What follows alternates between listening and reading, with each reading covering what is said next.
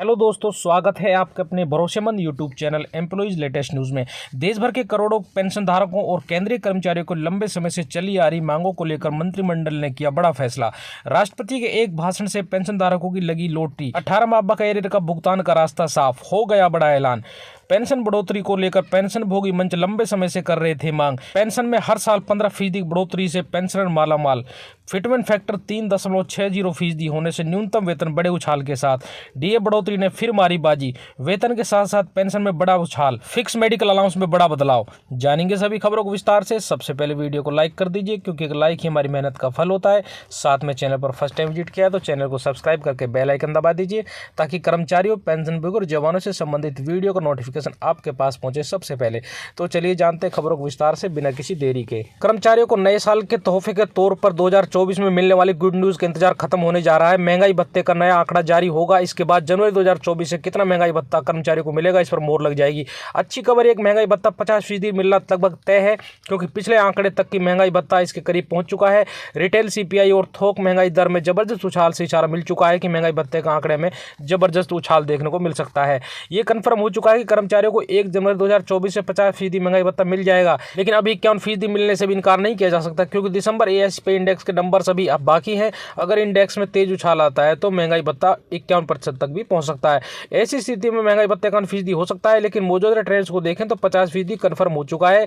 इसमें 4% की इजाफा लगभग तय माना जा रहा है। 31 जनवरी तक इंतजार करने पर इस तस्वीर साफ होगी। केंद्रीय कर्मचारियों को महंगाई भत्ते को कैलकुलेट करने वाला आंकड़ा आ गया है। एएसपी इंडेक्स के नंबर 2023 के नंबर आ चुके हैं। इंडेक्स 0.7 पॉइंट को उछाल देखने को मिला है। कुल महंगाई भत्ते का स्कोर 0.60% बढ़कर 49.66% पहुंच चुका है। इस नंबर से इतना तो कंफर्म हो चुका है कि आने वाले दिनों में केंद्रीय कर्मचारी पेंशनधारियों को डीए-डीआर 50% कंफर्म हो जाएगा। अगली बड़ी खबर की बात करते हैं। केंद्रीय कर्मचारी और पेंशन विभाग के लिए एक बड़ी खबर है। केंद्र सरकार के रिटायर्ड कर्मचारियों के लिए मोदी सरकार ने पेंशन के अंदर 7वें वेतन आयोग के तहत बदलाव को मंजूरी दे दी है। केंद्रीय कर्मचारियों को 7वें वेतन आयोग के तहत पेंशन का लाभ दिया जाएगा। साथ ही इसमें अखिल भारतीय सेवाओं के सदस्य और केंद्र शासित प्रदेशों कर्मचारी भी शामिल होंगे। केंद्र सरकार ने 30 लाख से ज्यादा केंद्रीय कर्मचारी पेंशनधारियों को पेंशन और रिटायरमेंट बेनिफिट यानी सेवानिवृत्ति लाभ देने को लेकर असमंजस को दूर कर दिया है। केंद्र सरकार के निर्णय के अनुसार ताजा फैसले का लाभ उन कर्मचारी पेंशनधारियों को मिलेगा जो 1 जनवरी 2016 से पहले सेवानिवृत्त हुए हैं। इस फैसले से सेना और अर्धसैनिक बलों में कार्यरत कर्मचारियों को भी बड़ी राहत मिलेगी। 7वें वेतन आयोग के सिफारिशों के लागू होने से अब इन कर्मियों के मासिक पेंशन में अच्छी खासी बढ़ोतरी हो जाएगी। 7वें वेतन आयोग की सिफारिशों को लेकर लिए गए ताजा फैसले से न सिर्फ केंद्र सरकार के अधीन कार्यरत कर्मचारी व पेंशनधारी को लाभ मिलेगा, बल्कि अखिल भारतीय सेवा के तहत सरकारी नौकरी पाने वालों को फायदा पहुंचेगा। मीडिया रिपोर्ट्स के मुताबिक केंद्र सरकार समेत कई राज्य सरकारों ने 7वें वेतन आयोग की सिफारिशों को मंजूरी दे दी है। केंद्रीय सेवा में जहां इस आयोग की सिफारिशें पूरी तरह से लागू हो चुकी हैं, वहीं राज्यों में बारी बारी से विभिन्न सेवाओं में सिफारिशों को लागू किया जा रहा है। बता दें कि 7वें वेतन आयोग के तहत केंद्र सरकार के अधीन कार्यरत कर्मचारी न्यूनतम वेतन 18,000 रुपये से करने की सिफारिश की गई है। पहले न्यूनतम वेतन 7,000 रुपये था। यानी नए आयोग की सिफारिशों को लागू होने से केंद्रीय कर्मचारी मासिक सैलरी में दुगने से ज्यादा इजाफा होगा। फिलहाल केंद्र सरकार कर्मचारी न्यूनतम मूल वेतन 7,000 से बढ़ाकर 18,000 प्रतिमाह हो गया है। 7वें वेतन आयोग की सिफारिश केंद्र सरकार की सेवा से रिटायर पेंशनधारियों के लिए भी लागू की गई है। इसके तहत पेंशन राशि में 2.65 गुना की बढ़ोतरी की गई। हालांकि वर्तमान में केंद्र सरकार कर्मचारी का न्यूनतम वेतन 8,000 रुपये है और उन्हें 8,000 रुपये की वेतन वृद्धि की मांग की है, जिसके बाद ये बढ़कर 26,000 हो जाएगा। 7वें वेतन आयोग ने अपनी रिपोर्ट में कहा कि पेंशन और पेंशनभोगी कल्याण विभाग ने बताया कि 5वें वेतन आयोग के तहत जहां न्यूनतम पेंशन राशि 1,275 रुपये तय की गई थी, वहीं 7वें वेतन आयोग में इसमें दुगने से ज्यादा की बढ़ोतरी की सिफारिश की गई है। इसके तहत 7वें वेतन आयोग ने केंद्र सरकार के अधीन कार्यरत कर्मचारी की न्यूनतम पेंशन की राशि 35 रुपये निर्धारित की थी। अगली बड़ी खबर की बात करते हैं। केंद्र सरकार के कर्मचारी और पेंशनर कोरोना काल में रोके गए 18 महीने के डीए के भुगतान को लेकर लंबे समय से मांग कर रहे हैं। केंद्र सरकार ने इस वर्ष संसद के बजट सत्र में ये बात मानी थी कि डीए की बकाया राशि जारी करने के लिए कई कर्मचारी संगठनों की तरफ से आवेदन प्राप्त हुए हैं। केंद्र सरकार ने 1 करोड़ से अधिक केंद्रीय कर्मचारी पेंशन धारकों के डीए-डीआर में 4% बढ़ोतरी की गई। हालांकि सरकार ने कोरोना काल के दौरान रोके गए 18 माह बकाया एरियर को लेकर कोई बात नहीं कही है। राष्ट्रीय परिषद स्टाफ साइड की बैठक में अखिल भारतीय रक्षा कर्मचारी महासंघ के महासचिव श्री कुमार ने यह मुद्दा उठाया था। स्टाफ साइड का प्रतिनिधित्व करते हुए श्री कुमार ने डीओपीटी के सचिव से आग्रह किया कि 18 मई के डीए एरियर का कर्मियों का हक है। कर्मचारियों व पेंशनरों को इस दिवाली पर बतौर गिफ्ट डीए-डीआर का एरियर दिया जाना चाहिए। कोरोना काल में केंद्र सरकार ने कर्मचारियों को उक्त भुगतान 34,402 करोड़ रुपए बचा लिए थे। डीए का मुद्दा पहले भी कई बार उठाया जा चुका है। National joint council of action के वरिष्ठ सचिव अखिल भारतीय रक्षा कर्मचारी महासंघ के महासचिव श्री कुमार ने बताया कि कर्मचारी हितों से जुड़े मुद्दे, जिसमें पुरानी पेंशन बहाली सहित कई दूसरी मांगे शामिल हैं, लगातार उठाए जा रहे हैं। इन सबके साथ साथ ही कोरोना काल में रोके गए 18 महीने के डीए डीआर के भुगतान की लड़ाई भी जारी है। कैबिनेट सहयोगी स्टाफ साइड की राष्ट्रीय परिषद द्वारा 18 माह के डीए के भुगतान के लिए पहले भी लिखा जा चुका है। इस बाबत वित्त मंत्रालय को भी प्रतिवेदन दिया गया था। केंद्र सरकार को सुप्रीम कोर्ट के फैसले का हवाला भी दिया गया। वित्त राज्य मंत्री पंकज चौधरी ने कहा कि अभी भी केंद्र सरकार का राजकोषीय घाटा FRBM अधिनियम में दर्शाए स्तर से दुगने से अधिक चल रहा है। ऐसे में डीए डीआर के एरियर देना संभव नहीं।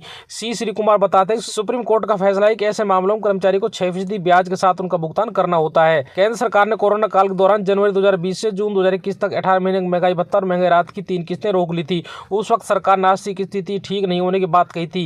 राष्ट्रीय परिषद के सचिव श्री गोपाल मिश्रा ने तब कैबिनेट सचिव के साथ हुई बैठक में उस मुद्दे को उठाया था। कर्मचारियों को उम्मीद थी कि उन्हें बकाया राशि मिल जाएगी। मीडिया रिपोर्ट्स माने तो अब उम्मीद ये लगाई जा रही है कि आगामी लोकसभा चुनाव से पहले कर्मचारियों को 18 माह बकाया भुगतान कर दिया जाएगा, जिससे करोड़ों केंद्रीय कर्मचारी पेंशन धारकों को 2 लाख रुपए तक का फायदा देखने को मिलेगा। अगली बड़ी खबर की बात करते हैं। केंद्र सरकार ने लाखों पेंशनरों और फैमिली पेंशनरों को नए साल का बड़ा तोहफा देने जा रही है। इन पेंशनरों को इलाज के लिए फिक्स मेडिकल अलाउंस देने का ऐलान हुआ है।